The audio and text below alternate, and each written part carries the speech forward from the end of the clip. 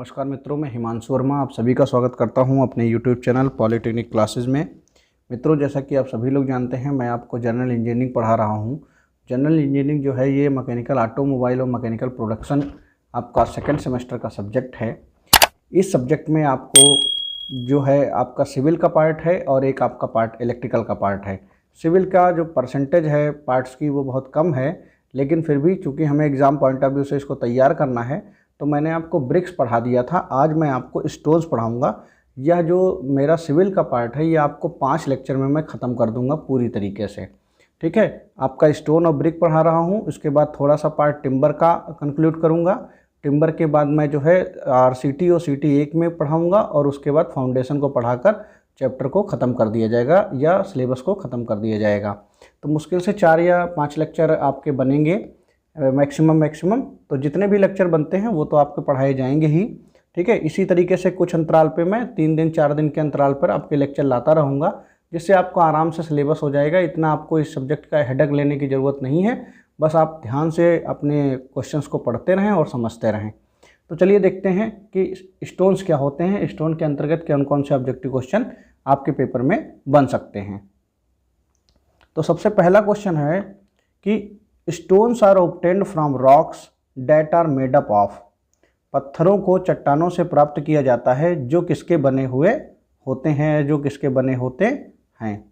ठीक है, तो ये पूछा गया है पत्थरों को जो है चट्टानों से प्राप्त किया जाता है जो किसके बने होते हैं। तो यहाँ पर आप देखिए जो क्वेश्चन पूछ रहा है वो पूछ रहा है कि जो रॉक्स हैं, जो आपके स्टोन्स हैं, वो आप कहाँ से प्राप्त करते हो, ये पूछ रहा है। स्टोन्स को आप कहाँ से प्राप्त करते हो, यह क्वेश्चन कह रहा है। तो पहला ऑप्शन है आपका ओर्स, दूसरा ऑप्शन है मिनरल्स, तीसरा ऑप्शन है केमिकल कंपाउंड्स, चौथा ऑप्शन है आपका क्रिस्टल्स। ठीक है, तो ये पूछा है किससे प्राप्त करते हैं। तो ओर्स का मतलब होता है अयस्क। ठीक है, अयस्क क्या होता है, जो आपका कच्चा मटेरियल होता है। बी क्या है आपका ऑप्शन मिनरल, मिनरल को हिंदी में क्या बोलते हैं, खनिज। नेक्स्ट सी क्या है आपका केमिकल कंपाउंड्स, रासायनिक यौगिक। डी क्या है आपका क्रिस्टल्स या क्रिस्टल। ठीक है, तो इसमें आपका जो सही आंसर होगा वो होगा आपका बी। पत्थर को चट्टानों से किससे प्राप्त करते हैं, खनिज से प्राप्त किया जाता है। ठीक है, नेक्स्ट आपका क्वेश्चन है which one of the following is not classification of stones। which one of the following is not classification of stones. निम्नलिखित में से कौन पत्थरों का वर्गीकरण नहीं है। पहला ऑप्शन है आपका फिजिकल क्लासिफिकेशन, भौतिक वर्गीकरण। दूसरा मिनरोलॉजिकल क्लासिफिकेशन, खनिज वर्गीकरण। सी ऑप्शन है आपका केमिकल क्लासिफिकेशन, आपका रासायनिक वर्गीकरण। डी है आपका प्रैक्टिकल क्लासिफिकेशन या व्यवहारिक वर्गीकरण। ठीक है, तो यहाँ आप देखेंगे क्वेश्चन में जो है वो जो वर्गीकरण होता है वो प्रैक्टिकल क्लासिफिकेशन नहीं होता है, आपका खनिज वर्गीकरण है, भौतिक वर्गीकरण है, रासायनिक वर्गीकरण है। आपने केमिकल में देखा होगा एसिडिक रॉक, बेसिक रॉक, है ना, ये सुने होंगे आपने। भले आपके सिलेबस में ये पॉइंट नहीं है, क्योंकि हम जब ऑब्जेक्टिव क्वेश्चन पूछते हैं पढ़ते हैं तो उसका एरिया थोड़ा सा वाइड होता चला जाता है, और जब आपका सिलेबस के पॉइंट ऑफ व्यू से देखते हैं, आपका थ्योरी के पॉइंट ऑफ व्यू से देखते हैं तो क्वेश्चन कम आते हैं। जैसे आप किसी चैप्टर की थ्योरी पढ़ते हैं तो पता चला एक पार्ट आ रहा है, एक पार्ट पूछा जा रहा है तो यही आएगा, बट उसके अगर ऑप्शन में घुसते हैं तो हम बहुत डीप में घुसते चले जाते हैं। तो उस हिसाब से जो है यहाँ पर प्रैक्टिकल क्लासिफिकेशन नाम का कोई भी चीज़ नहीं होती है पत्थरों के वर्गीकरण में। क्वेश्चन बहुत आसान था, आप देख कर भी इसको सॉल्व कर लेंगे और समझ जाएंगे। नेक्स्ट है आपका the hot molten material occurring nature below the surface of the earth is called. पत्थर के सतह पृथ्वी के सतह के नीचे प्राकृतिक रूप से पाए जाने वाले गर्म गलित पदार्थ कहलाते हैं। तो क्या कहलाते हैं गर्म गलित पदार्थ जो पृथ्वी के सतह के नीचे पाए जाते हैं, वो भी नेचुरल रूप से, प्राकृतिक रूप से। The hot molten material occurring naturally below the surface of earth is called, ये पूछा गया है। तो पहला ऑप्शन है आपका लावा, दूसरा ऑप्शन है स्लैग, तीसरा ऑप्शन है मैग्मा, चौथा ऑप्शन है टफ। तो here the right answer is magma, hair the right answer is magma. ठीक है, और जो सरफेस पर आ जाता है, जो प्राकृतिक रूप से नीचे पाए जाते हैं सतह के, उन्हें मैग्मा बोलते हैं। और जैसे ये वोल्केनो है, वोल्केनो मतलब ज्वालामुखी, तो जो ये पोर्शन जो बाहर आ जाता है नीचे, ऐसे ऐसे करके फ्लो करके, तो इसको बोलते हैं लावा। क्या बोलते हैं? लावा बोलते हैं, है ना। और जो नीचे रह जाता है उसको क्या बोलते हैं? उसको आपका मैग्मा बोलते हैं। ठीक है, तो यहाँ तक किसी को कोई समस्या नहीं होनी चाहिए, किसी को कोई परेशानी नहीं होनी चाहिए। नेक्स्ट आपका क्वेश्चन है, at what depth, at what depth the rate is hypabyssal rock formed. ठीक है, तो ये पूछा है किस गहराई पर हाइपरबेसल चट्टान किस गहराई पर और दर पर बनती है। At what depth and the rate is hypabyssal rock formed. Hypabyssal जो चट्टान है वो किस गहराई और किस दर पर बनती है। तो आप पढ़ते हैं, पहला ऑप्शन आपका क्या कह रहा है? तो slow cooling of magma at considerable depth. ठीक है, मतलब मैग्मा का काफ़ी गहराई पर मैग्मा का ठंडा होकर धीमा धीमा जमना या धीमा धीमा ठंडा होना। ठीक है, quick cooling of magma at slow depth, कम गहराई पर मैग्मा का त्वरित जो है शीतलन या जल्दी ठंडा होना। नेक्स्ट है rapid cooling of magma at earth surface, पृथ्वी की सतह पर मैग्मा का तेजी से ठंडा होना। और rapid cooling of magma at the shallow depth, कम गहराई पर मैग्मा का तेजी से ठंडा होना। ठीक है, तो ये आपके 4 ऑप्शन हैं। पहला ऑप्शन मैं आपको फिर से पढ़ देता हूँ। पूछा है हाइपरबेसल चट्टान जो है किस गहराई पर और किस दर से बनती है। तो क्या बनती है? आप ऑप्शन ए है, क्या स्लो कूलिंग होती है कम गहराई पर? क्या जल्दी कूलिंग होती है आपकी कम गहराई पर? क्या रैपिड कूलिंग होती है, तेज ठंडा होता है अर्थ सरफेस पर? क्या जल्दी ठंडा होता है मैग्मा कम गहराई पर? तो ये आपके 4 ऑप्शन हैं। तो 4 ऑप्शन में से जो आपका सही ऑप्शन है वो है जो हाइपरबेसल चट्टान होती है, जैसा कि आप सभी लोग जानते हैं कि क्विक कूलिंग होती है मैग्मा की एट शैलो डेप्थ पर। होता क्या है वो मैं बता देता हूँ आपको। देखिए, ये आपका वोल्केनो रॉक है, फॉर एग्जांपल ये वोल्केनो है। ठीक है, ऐसे ऐसे मैग्मा निकल रहा है। एक कंडीशन ये आई, मैग्मा जब तक निकल रहा था नीचे से फोर्स जनरेट हो रहा था, तो नीचे से, जैसे मान लीजिए ये वोल्केनो है।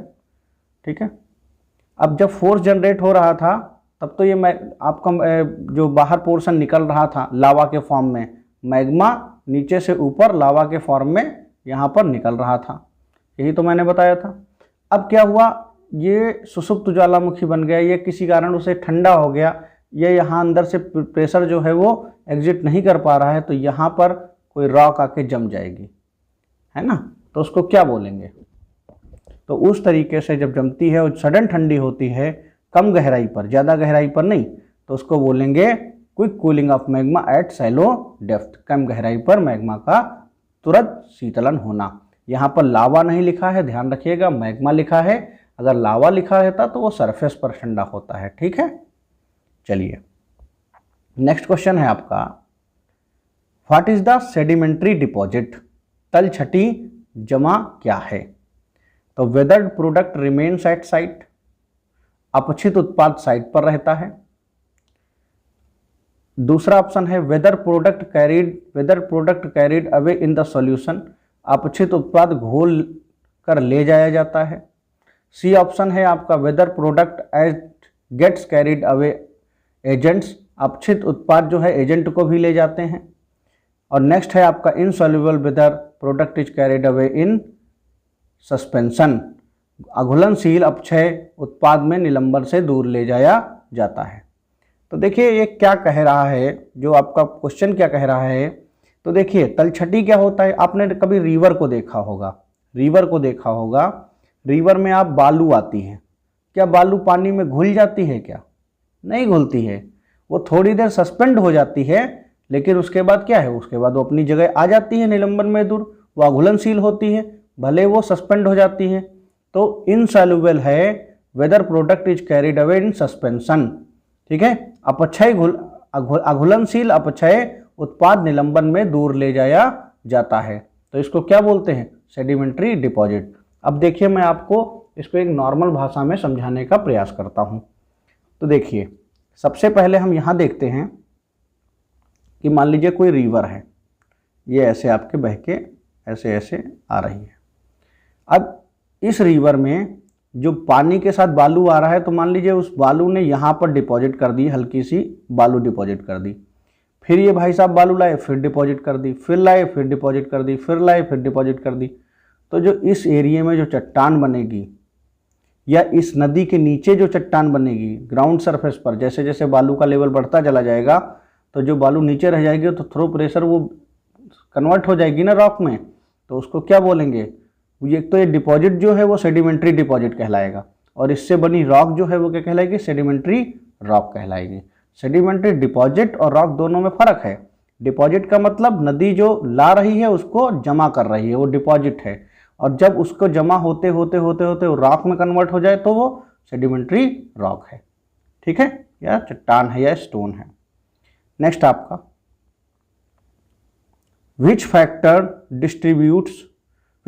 Disturbs the equilibrium of rocks commencing metamorphism.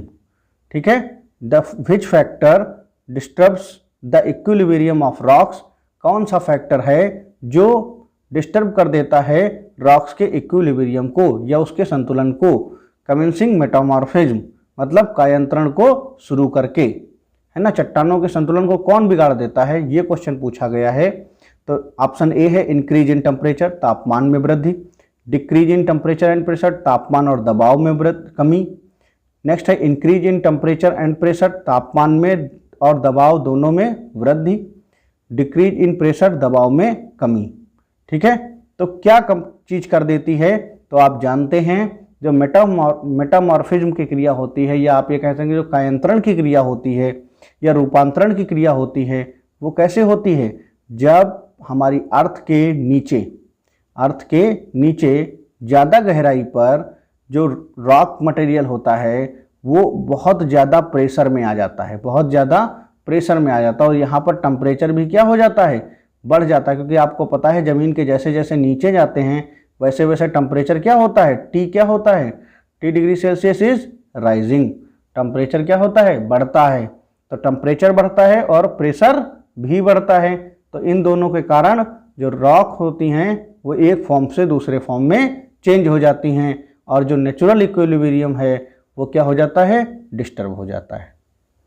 ठीक है, तो ये है आपका increase in temperature and pressure, ये आपका राइट आंसर है। बड़े बड़े सिंपल क्वेश्चन है, बस आप समझ लेंगे तो समझ लिए तुरंत हो जाएंगे, कोई दिक्कत नहीं होगी आपको, कोई भी आपको कष्ट लेने की आवश्यकता नहीं है इसके लिए।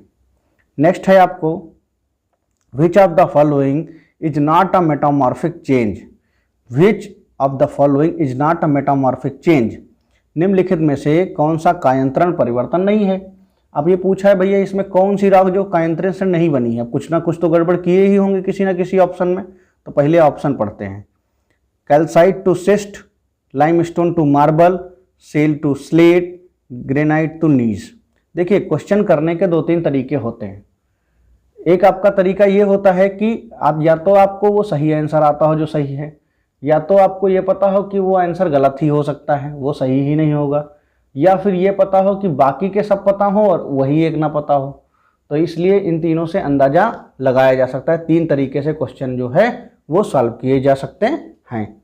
तभी तो जब हम ऑब्जेक्टिव प्रैक्टिस करवाते हैं तो आपको अलग अलग टाइप के क्वेश्चन देते हैं, उससे फ़ायदा ये रहता है कि आपको एक चीज़ नहीं आती तो दूसरी चीज़ में आप जो है महारत हासिल कर लेते हैं, है ना। तो उससे आप अंदाज़ा लगा सकते हैं कि कौन सा क्वेश्चन हमारा सही होगा, ठीक है, या कौन सा ऑप्शन सही होगा। तो देखिए इसमें आपको मैं दूसरी तरीके से लेके चलता हूँ, पहले तरीके से नहीं कि डायरेक्ट आंसर बता देता था।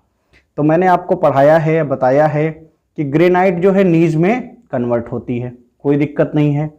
ये आग्नेय शैल है और ये रूपांतरित चट्टान है या कायांतरित चट्टान है। नेक्स्ट आपका सेल जो है स्लेट में कन्वर्ट होता है, वेरी गुड, बिल्कुल होता है। बी ऑप्शन क्या है, चूना पत्थर संगमरमर में कन्वर्ट होता है, ये भी बात सही है। नेक्स्ट है आपका कैल्साइट क्या सिस्ट में कन्वर्ट होता है, नहीं साहब, कैल्साइट सिस्ट में कन्वर्ट नहीं होता है। मड स्टोन जो है वो कन्वर्ट होता है किसमें, सिस्ट में। और कैल्साइट जो है वो क्या है, एक प्रकार का मिनरल है, ठीक है।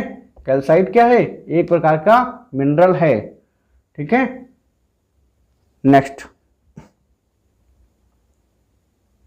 नेक्स्ट है which of the following rocks are hard and durable, which of the following rocks are hard and durable, निम्नलिखित में से कौन सी चट्टानें कठोर और टिकाऊ हैं, ये पूछा है आपसे।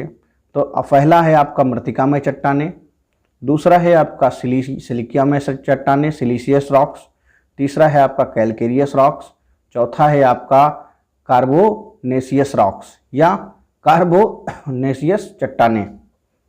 तो इसमें से पूछा है कौन सी चट्टान जो है वो आपके रॉक्स जो हैं वो कठोर और टिकाऊ होती हैं।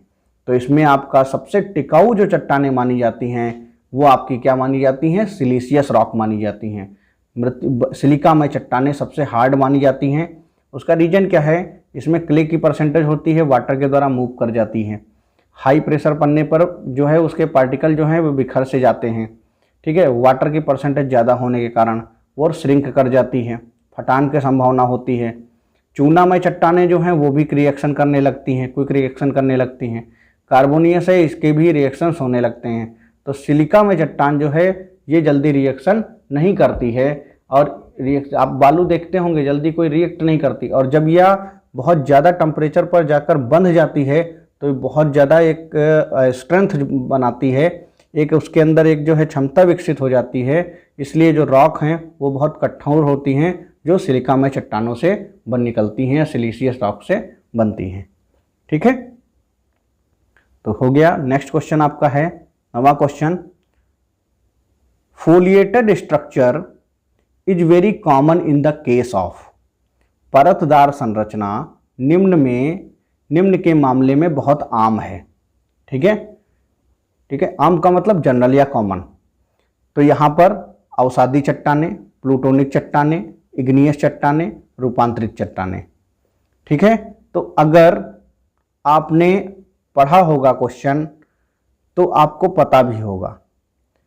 जब आपने क्वेश्चन पढ़ाया है मैंने आपको तो आपको अंदाजा हो गया होगा यार इसमें सही कौन सा होगा।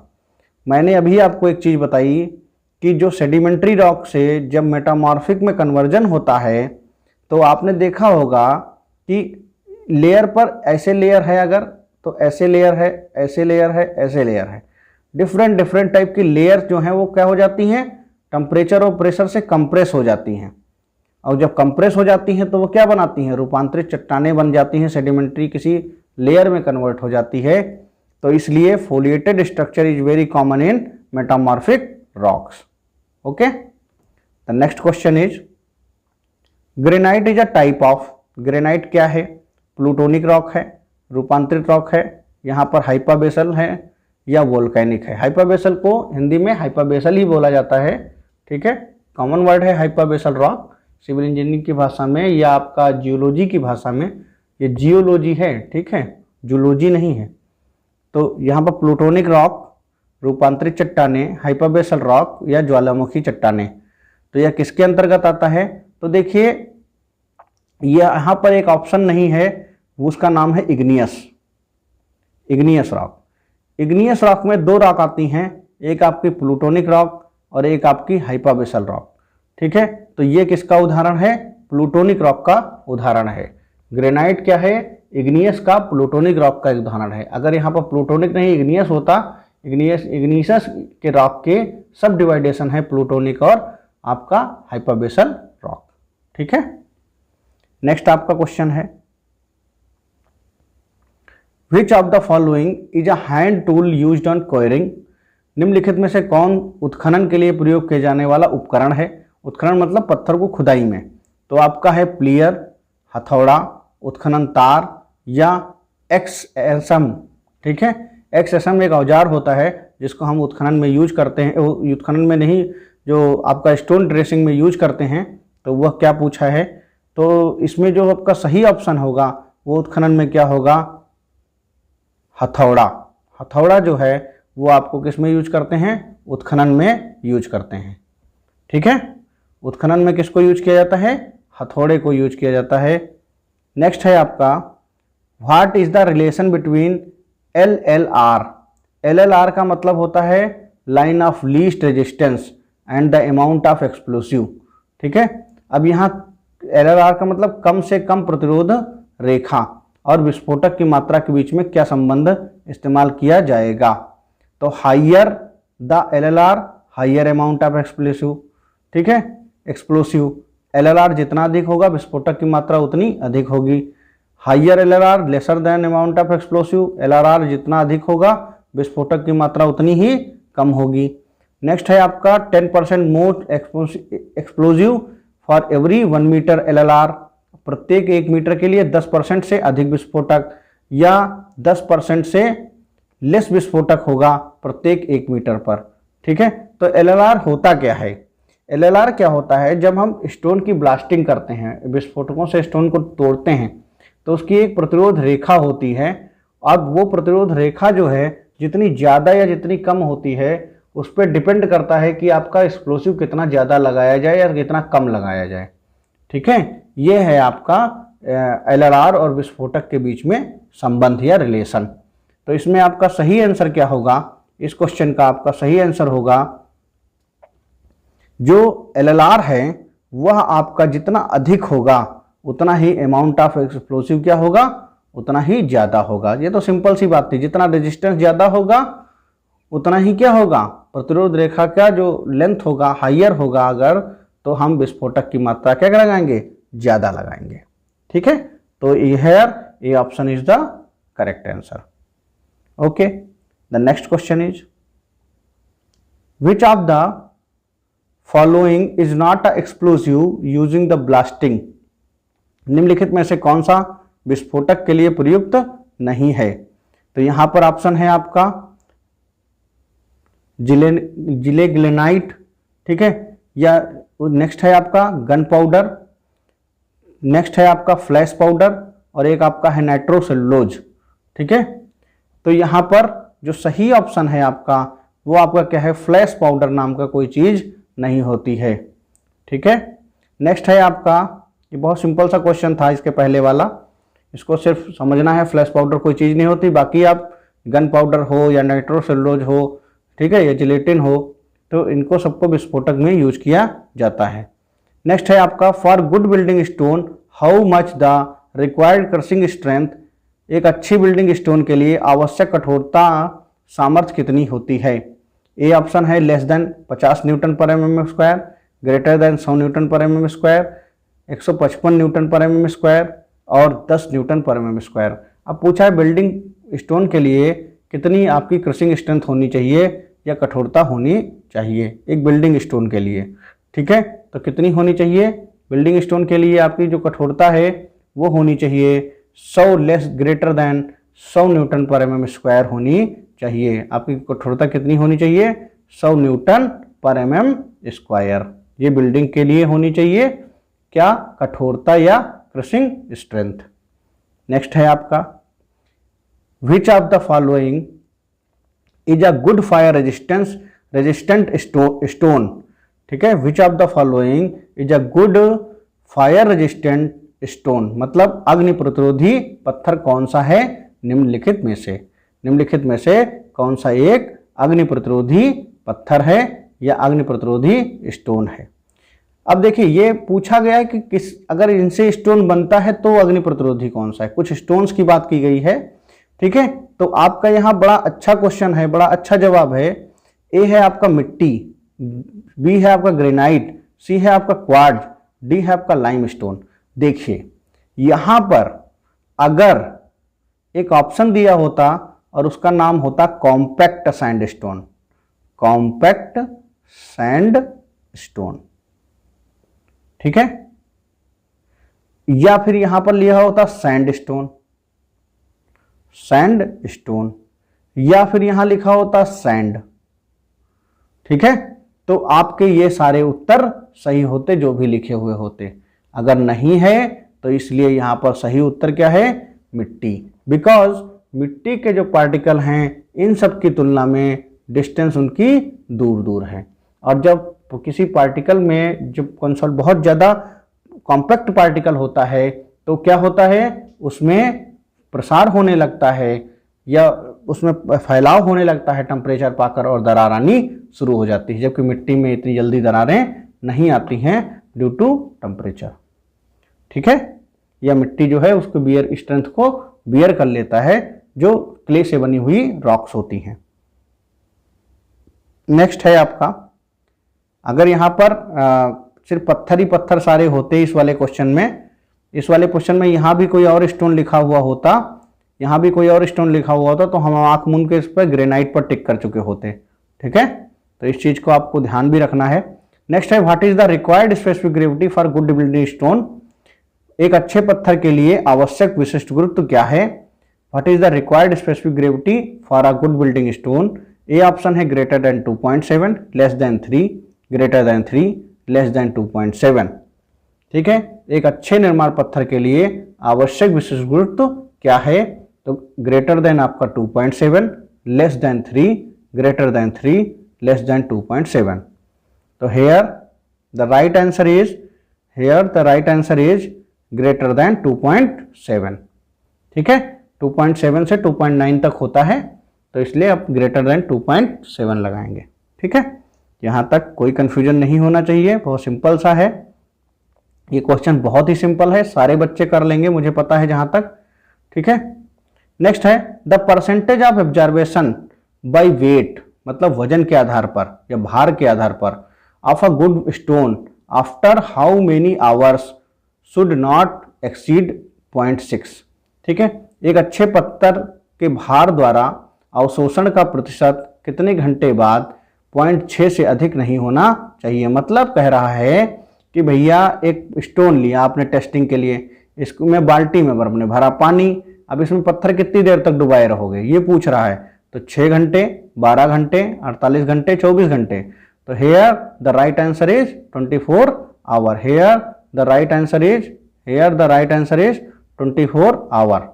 ठीक है, आप कितनी देर तक उसको डुबो कर रखेंगे, 24 घंटे तक। 24 घंटे तक आप उसको क्या करेंगे, डुबो कर रखेंगे, इससे ज्यादा आप डुबो कर नहीं रखेंगे। ठीक है, वाटर ऑब्जर्वेशन निकाल लेते हैं, कैसे निकालते हैं वो मैं बता देता हूं। पहले आप पत्थर लीजिए, इसको ओवन में, पहले आप पत्थर लीजिए, इसको ओवन में सुखा लीजिए, मिट्टी उट्टी साफ करके ओवन में सुखा लेंगे, ड्राई हो जाएगा। ड्राई होने के बाद इसको आप वाटर वजन कर लें, वेट कर लेंगे, उस वजन को कुछ नाम दे देंगे, मान लीजिए W' दे दिया। दोबारा क्या किया, फिर उसको पानी में भर दिया, फिर वजन किया। अब हम चेक कर सकते हैं कि परसेंटेज में कितना वजन बढ़ा हुआ है। ठीक है, तो सो सिंपल टेस्ट है ये आपका, water observation of stone. Next है आपका, what texture should a building stone possess. What texture should a building stone possess. एक इमारत के पत्थर में क्या बनावट होनी चाहिए या क्या उसके रेशे होने चाहिए। तो पहले लूज ग्रेन्ड होना चाहिए, क्रिस्टलाइन स्ट्रक्चर होनी चाहिए, कैविटीज होनी चाहिए या दरारें होनी चाहिए। तो कैसी संरचना होनी चाहिए, बड़ा सिंपल सा क्वेश्चन है। इसमें हमारे लिए जो सबसे अच्छी संरचना मानी जाती है वो क्रिस्टलाइन मानी जाती है। तो बिल्डिंग स्टोन में कैसी होनी चाहिए, क्रिस्टलाइन संरचना होनी चाहिए या क्रिस्टलाइन संरचना होनी चाहिए, क्रिस्टलाइन स्ट्रक्चर होना चाहिए। किसके लिए, बिल्डिंग स्टोन के लिए। या आपका टेक्सचर कैसा होना चाहिए बिल्डिंग स्टोन के लिए, क्रिस्टलाइन टेक्सचर होना चाहिए। ठीक है, फोलिएटेड टेक्सचर, बहुत सारे टेक्सचर आते हैं जिसमें आपका क्रिस्टलाइन होना चाहिए। नेक्स्ट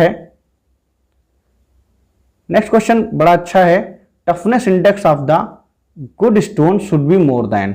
एक अच्छे पत्थर का चीमड़पन सूचकांक इससे अधिक नहीं होना चाहिए, या इससे अधिक होना चाहिए, इससे अधिक होना चाहिए।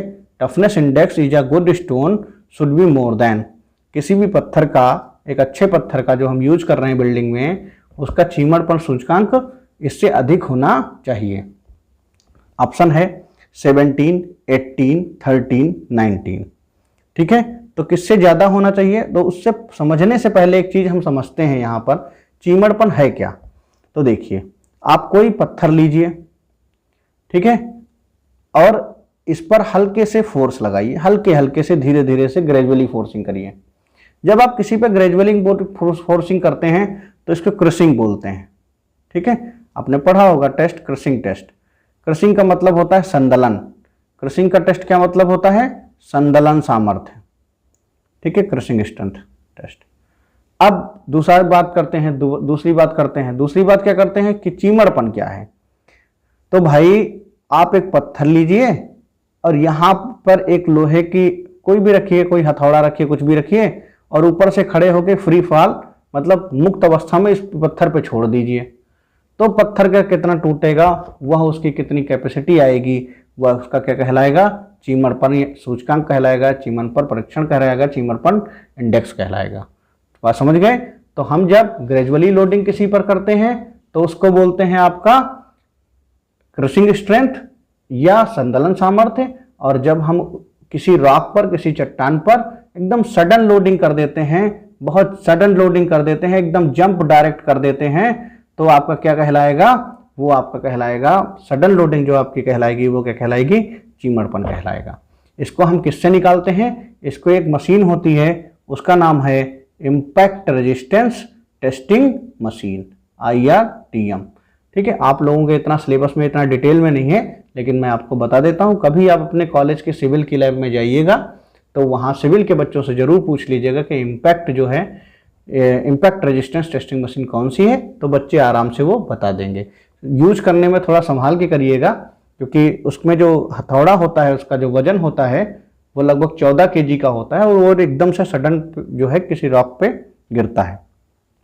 ठीक है, तो इसका जो सही आंसर है, ऑप्शन है, वो आपके A17, B18, C13, D आपका 19। तो here the right answer is 19। किसी भी अच्छे पत्थर का जो चीमरपन सूचकांक है वो 19 से ज्यादा होना चाहिए। ठीक है, तो मैं यहाँ पर आपको थोड़ी थोड़ी डिटेल भी बता रहा हूँ, जिससे आपको ये हो कि हाँ हमारी तैयारी हो रही है, हमें चीज़ें समझ में आ रही हैं। ये बहुत ज़रूरी है, हमें कहीं भागना नहीं है कि हमें बहुत जल्दी है। अभी देखिए आपका पेपर का डेट भी डिसाइड नहीं हुआ है, तो आप लोग बड़ी आराम से, बड़ी सहजता से चीज़ों को पढ़ सकते हैं। ठीक है, which test is use to find the rate of wear of stone, which test is use to find the rate of wear of stone. पत्थरों को सहन करने की दर ज्ञात करने के लिए किस परीक्षण का उपयोग किया जाता है। पत्थरों की सहन की ज्ञात करने की दर, जो पत्थर जो है जो लोड सहन करता है, बियर करता है, उसकी दर ज्ञात करने के लिए किसका परीक्षण किया जाता है। तो ये है आपका क्रशिंग स्ट्रेंथ टेस्ट, बी है आपका एब्रेजन टेस्ट या घर्षण परीक्षण, सी है आपका एट्रिशन टेस्ट या संकर्षण परीक्षण, डी है आपका एसिड टेस्ट या अम्ल परीक्षण। तो देखिए जो हमारा टेस्ट होता है उस किसी के लोड को बियर करने का या सहन करने का लोड को वियरिंग बोलते हैं, जिसे वियर एंड टियर बोलते हैं, जिसे उसको जो आपका बियर करने का होता है वह परीक्षण आपका कहलाता है आपका संकर्षण परीक्षण। तो देखिए इसमें क्या क्या होते हैं और सब टेस्ट में क्या पता करते हैं वो भी मैं बता देता हूं। जो संदलन है वो क्या होता है, मान लीजिए ये आपका एक पिस्टन है, ठीक है, ये आपका एक सिलेंडर है, इस सिलेंडर में यहाँ पर गिट्टियां मैंने भर दी हैं, फॉर एग्जांपल गिट्टियां भर दी हैं, ठीक है। अब इसके ऊपर एक पिस्टन रखेंगे इस तरीके से और इसको नीचे दबाएंगे धीरे धीरे, तो यह टेस्ट क्या कहलाएगा, संदलन कहलाएगा या क्रशिंग स्ट्रेंथ कहलाएगा। एब्रेजन टेस्ट क्या होता है, एक ड्रम होता है, इस ड्रम में स्टील की बॉल डाली जाती हैं, ठीक है, और उस स्टील की बॉल के साथ एग्रीगेट या पत्थर को टुकड़ों को डाला जाता है। फिर देखते हैं कितना पत्थर, इसको घुमाते हैं ड्रम को और फिर देखते हैं पत्थर कितना टूटा है, कितने टुकड़ों में विभाजित हुआ है, कितना वजन उसका पाउडर में कन्वर्ट हुआ है। हम चलनी से चाल लेते हैं, यहाँ भी चलनी से चाला जाता है, यहाँ भी चलनी से चाला जाता है कि पाउडर कितना बना है। उसके बाद एट्रिशन टेस्ट क्या होता है, किसी भी एग्रीगेट को जो है वो बहुत ज़्यादा फोर्स से रगड़ा जाता है, तो उससे हम करते हैं एट्रिशन टेस्ट या संकर्षण टेस्ट। और अम्ल परीक्षण क्या होता है, जो आपका हमारा ड्यूरेबिलिटी किसकी ज़्यादा है या किसमें खोखलापन कितना ज़्यादा है उसको चेक करने के लिए हम उसका एसिड टेस्ट करते हैं कि पत्थर में ऐसी कोई चीज़ तो नहीं है जो पानी में घुल जाए या एसिड में घुल जाए। ये पता करने के लिए हम जो है अम्लीयता परीक्षण करते हैं या अम्ल परीक्षण करते हैं। तो इस तरीके से आपका यह लेक्चर जो है वो समाप्त होता है। और स्टोन्स के आपने पढ़े हैं क्वेश्चंस, आप और थोड़ा कोई अपनी जो भी बुक्स हैं या जो कि कहीं से हैं वो प्रैक्टिस कर लें। उसके बाद जब वन लाइनर की बात आएगी तब भी मैं कुछ नए नए क्वेश्चंस आपके सामने लाऊंगा, जिससे आपको बहुत अच्छे से तैयारी हो जाएगी आपकी। क्या अगर कोई सिविल फर्स्ट ईयर का जो है बच्चा करना चाहे तो वो भी अच्छे से तैयारी कर सकता है अगले नेक्स्ट सेमेस्टर में। इस सेमेस्टर में तो उसका सब्जेक्ट नहीं होता है, तो इसलिए हम आपको ये सोच के नहीं पढ़ा रहे नहीं यार आप लोग के लिए पार्ट टाइम सब्जेक्ट है उस हिसाब से नहीं पढ़ा रहे। आपको एक अच्छे बच्चे की तरह, जैसे आपका ब्रांच का बच्चा होता है उस तरीके से पढ़ाना होता है, तो हम उस तरीके से आपको पढ़ा रहे हैं।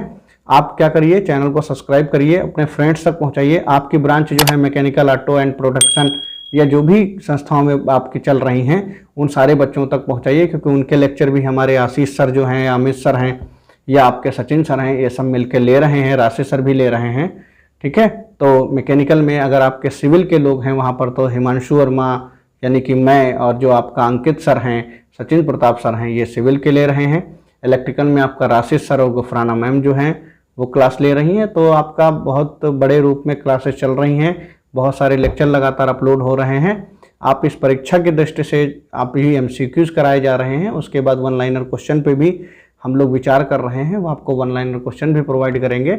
उसके बाद का विचार ये भी है कि थोड़ा बहुत टेस्ट सीरीज भी देना है, जिससे मॉक टेस्ट में आपको तैयारी हो सके, चाहे वो किसी भी प्लेटफॉर्म पर हो, गूगल पर हो या टीचमेंट पर हो, किसी भी प्लेटफॉर्म पर कराया जाएगा, जिससे आपकी एग्ज़ाम की अच्छे से प्रैक्टिस हो सके और आपको ज्ञान बढ़ सके। तो इतना ही मुझे कहना था, बाकी thank you so much, thanks for watching dear.